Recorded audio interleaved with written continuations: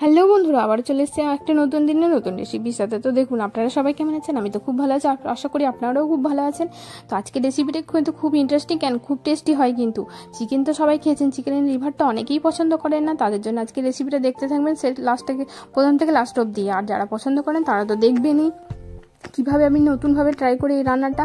আর আজকের রান্নাটা খুব প্রাইসি হবে। তো দেখুন, প্রথমে আমি লিভারগুলোকে বাজার থেকে এনে ভালো করে ধুয়ে নিয়েছি। তারপরে একটু ছোটো ছোটো একদম ছোটো না, মিডিয়াম সাইজে পিস করে নিয়েছি। তারপরে যে জলটা ছিল, একদমই এই রান্নায় কিন্তু জল থাকলে হবে না, আর জলটাকে একদম ঝরিয়ে নিতে হবে। তারপরে আমি স্বাদ মতো নুন হলুদ দিয়েছি। নুনটা কিন্তু পরিমাণ মতো বুঝে দিতে হবে ম্যারিনেট করার সময়।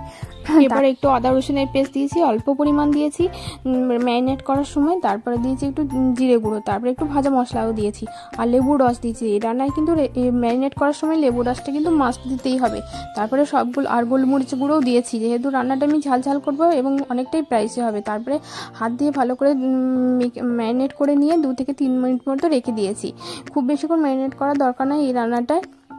তারপরে আমি একটা তাওয়া এদিকে আমি একটা তাওয়া অলরেডি গরম করতে দিয়েছিলাম। তারপর আমি সর্ষের তেল দিয়ে দিয়েছি।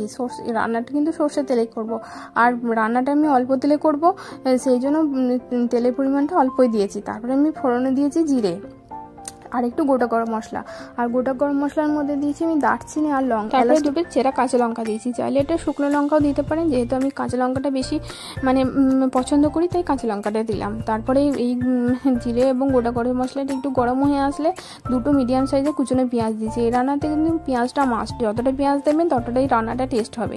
তারপরে একটু ভাজা ভাজা হয়ে এলে আমি একটা গোটা টমেটো অ্যাড করেছি। টমেটো কিন্তু কুচু কুচু করে অ্যাড করতে হবে। তারপরে একটু নাড়াচাড়া করে নিয়ে স্বাদ মতো নুন হলুদটা দিয়ে নিয়েছি একদম। নুন আর পেঁয়াজ দেওয়ার পর নুনটা তো মাছ দিতে হবে। পেঁয়াজ দেওয়ার পর নুনটা দিলে পেঁয়াজ ভাজাটা অনেকটা ভালো হয়।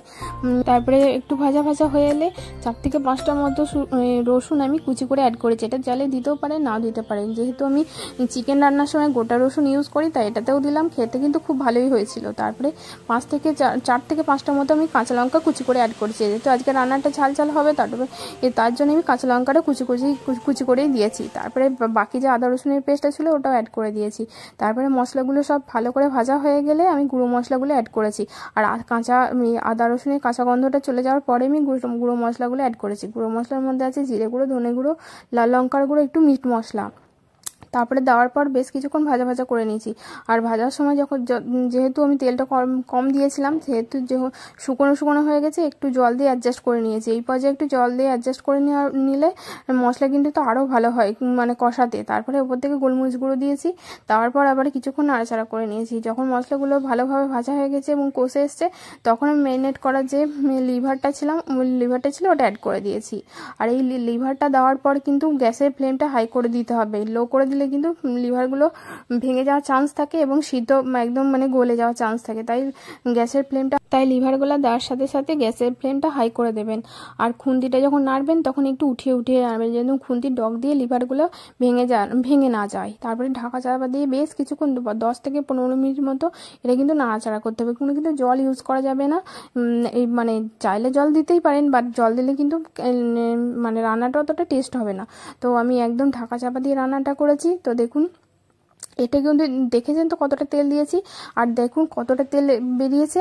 আবারও কিছুক্ষণ কিন্তু রান্না করতে, এখনও কিন্তু গ্যাসটা আমি কিন্তু মিডিয়াম আঁচে দিয়ে দিয়েছি। তারপরে আবারও কিছুক্ষণ নাড়াচাড়া করার পর আবারও কিছুক্ষণ 2 থেকে 3 মিনিট মতো ঢাকা চাপা দিয়েছি।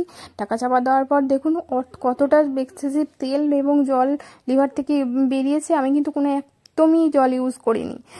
আবারও কিছুক্ষণ রান্না করার পর নাড়াচাড়া করার পর উপর থেকে আমি ধনেপাতা কুচি আর গরম মশলাটা অ্যাড করে দিয়েছি। তারপর আবার কিছুক্ষণ নাড়াচাড়া করার পর এরপর থেকে 5 থেকে 7 মিনিট মতো আমি ঢাকা চাপা দিয়ে রেখে দিয়েছি। ঢাকা দিয়ে রাখার পর দেখুন কালারটা কি দারুণ এসছে, তাই না? আর একদমই তেলটা পুরো লিভারে গায়ে লেগে গেছে, আর কোনো রকম একদম এক্সেসিভ তেল নাই, পুরো কষা কষা একদম ভাজা ভাজা হয়েছে। তখন আমি গ্যাসের ফ্লেমটাকে বন্ধ করেছি এবং 2 মিনিট মতো আমি ঢাকা দিয়ে রেখে দিয়েছি। তারপরে আজকে রান্না আমার কমপ্লিট। আর তারপরে আমি একটা সার্ভিং প্লেটে এটাকে অ্যাড করে নিয়েছি সার্ভ করার জন্য। আর ওপর থেকে একটু গার্নিশের জন্য ধনেপাতা কুচি দিয়েছি। তো এতক্ষণ যদি দেখছেন অবশ্যই ভালো লেগেছে, লাইক কমেন্ট এবং সাবস্ক্রাইব করতে ভুলবেন না। আর পাশে থাকা বেল আইকনটা অবশ্যই অন করে দেবেন পরবর্তী ভিডিও নোটিফিকেশনের জন্য। আর এতক্ষণ সাথে থাকার জন্য অনেক ধন্যবাদ। আর খুব খুব খুব ভালো থাকবেন, সুস্থ থাকবেন, আর অল টাইম স্মাইল করবেন। অল টাইম স্মাইল করতে হবে কিন্তু। তো থ্যাংক ইউ অল গাইজ, এতক্ষণ আমার সাথে থাকার জন্য অনেক ধন্যবাদ বন্ধুরা। আর আজকের রেসিপিটা যদি ভালো লেগে থাকে তাহলে অবশ্যই একটা লাইক এবং কমেন্ট করতে ভুলবেন না। আর সত্যিই দুর্দান্ত খেতে হয়েছিল, আর কালারটা যেমন দেখতে হয়েছে খেতেও কিন্তু সেম দুর্দান্ত। আর পরবর্তী ভিডিওর জন্য অবশ্যই লক্ষ্য রাখবেন। ততক্ষণের জন্য